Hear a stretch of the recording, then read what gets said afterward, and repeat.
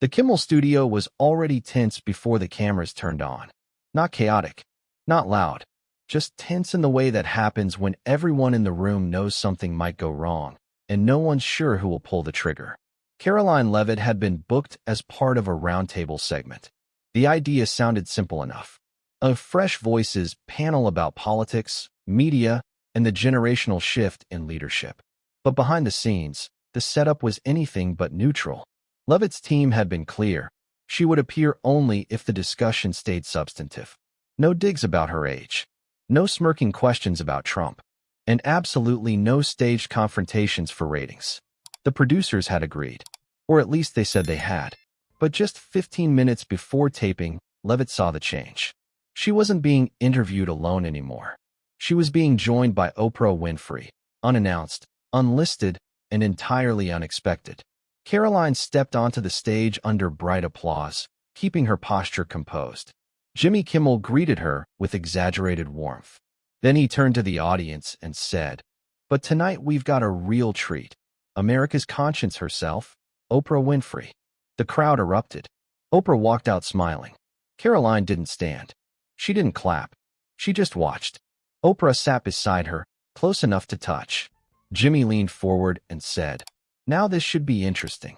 Oprah turned and said warmly, "Karoline, I've been looking forward to this." Karoline replied, "Funny. I wasn't told you'd be here." There was a flicker of tension in Oprah's eyes. Jimmy ignored it. He said, "So Karoline, you've been very vocal about media bias. Sitting next to one of the biggest names in media. That must feel like David and Goliath, huh?" Karoline didn't blink. "No, it feels like a setup." Jimmy smiled wider. "Oh, come on, don't be paranoid. We're all just here to talk." Karoline said, "You didn't tell me she'd be here. You didn't mention a surprise guest. You planned this." Jimmy held up his hands. "We thought it would be a fun surprise." Karoline leaned forward. "You don't ambush people for fun. You do it to humiliate them. Now, before we go any further, and trust me, what happens next is something they will try to bury, I need you to understand why this footage matters. You won't see this segment replayed. You won't hear it praised. Because when someone refuses to play along with their carefully scripted narrative, they cut the cameras. If you believe in seeing the real moments, the unscripted, unfiltered truth, then hit that subscribe button right now. Subscribe before this clip disappears. Because what Karoline does next is exactly why they never wanted you to see this segment air." Jimmy laughed, trying to move on. But Karoline wasn't done. Karoline said, "This isn't a conversation. It's theater. You don't invite Oprah Winfrey to sit next to a young conservative unless you're hoping for a takedown." Oprah stayed calm. She said, "Karoline, I came here to listen. I believe in dialogue." Karoline turned to her. "Then why weren't you listed on the segment? Why keep it a secret unless you knew it would change how I prepared?" Oprah's voice was gentle. "Because if we told you, you might not have come." Karoline blinked. Exactly. The audience didn't know how to react. Some clapped nervously. Others shifted in their seats. Jimmy tried to steer the ship. "Let's not lose sight of why we're here. Karoline, you've said before that legacy media has a stranglehold on public opinion. Isn't that just an excuse for not being taken seriously?" Karoline didn't smile. "You're doing it again. Dismissing disagreement as immaturity. Framing my views as a tantrum." Oprah said softly, "Nobody's dismissing you." Karoline turned sharply. "Then why did you agree to ambush me on live TV?" There was a pause. Oprah looked down. "I thought it would be a teaching moment." Karoline stood up. She said, "I'm not your student. And this isn't your classroom." The room was dead quiet. Jimmy tried to speak. But Karoline raised her voice. "You want to teach me something?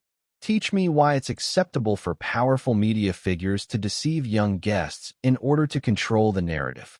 Jimmy said, "Karoline, sit down. We're just having a conversation." She didn't move. "You didn't invite me to talk," she said. "You invited me to lose." Jimmy tried again, still smiling but tighter now. "You're overreacting. Oprah's presence isn't an attack." Karoline didn't flinch. "It's not Oprah's presence that's the problem. It's the lie." Oprah stood now too. Calm, poised, voice low.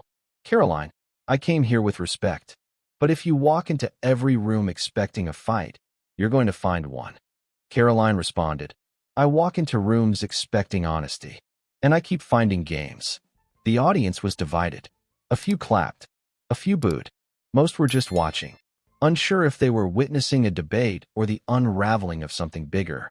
Jimmy said, You're not the victim here. Karoline's voice was steady. I never claimed to be, but I'm also not your prop. Oprah's tone softened. What do you want, Karoline? Karoline looked directly at her. I want a conversation that doesn't begin with deception. I want respect that isn't performative.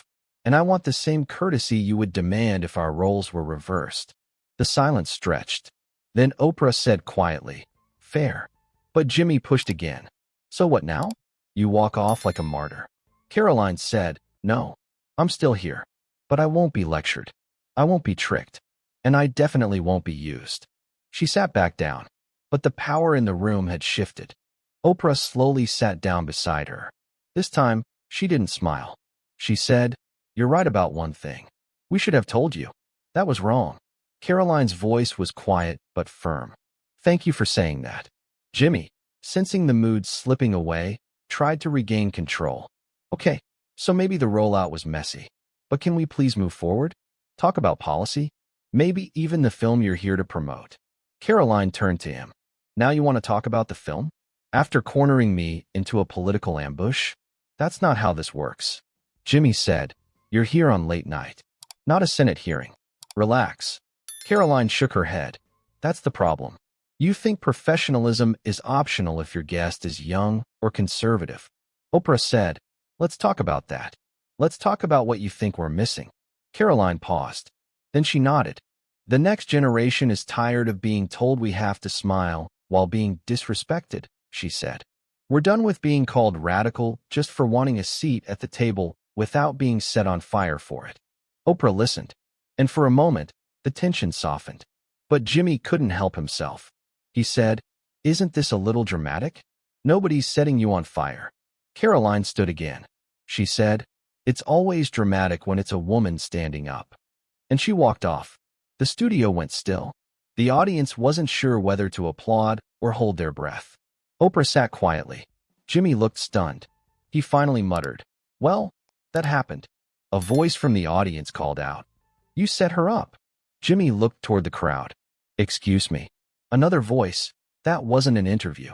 That was a trap. Jimmy tried to laugh it off. Folks, this is television. It's supposed to be interesting. Someone stood up. It was cruel. The control room cut to commercial early. But the damage had already begun. Backstage, Karoline was shaking, pacing near the studio exit. A young assistant came over. She said softly, For what it's worth, you were right. They do this all the time. Just not everyone calls them out. Karoline looked at her. Then maybe that's the real problem. Nobody calls them out. She picked up her phone, still full of adrenaline, and opened the camera. In a single take, she looked directly into the lens and said, They invited me on to talk about substance. They ambushed me with a media icon and tried to make me fold. I didn't. The video ended there. No edits. No filter. And within an hour, it had over 6 million views. The clip spread fast. Not because of anger, but because of recognition. Young women, especially young conservative women, shared it with captions like, This is what they do to us, and she didn't flinch. But it wasn't just political. Liberal viewers began commenting too. You don't have to agree with her to see she was set up. Why is this still how we treat dissent? By morning, the hashtag Karoline did not fold was trending. Jimmy Kimmel's show released a statement calling the moment unscripted and a misunderstanding. But few bought it. Too many had seen the pattern. Too many had seen it before. Oprah was quiet. She said nothing publicly for days.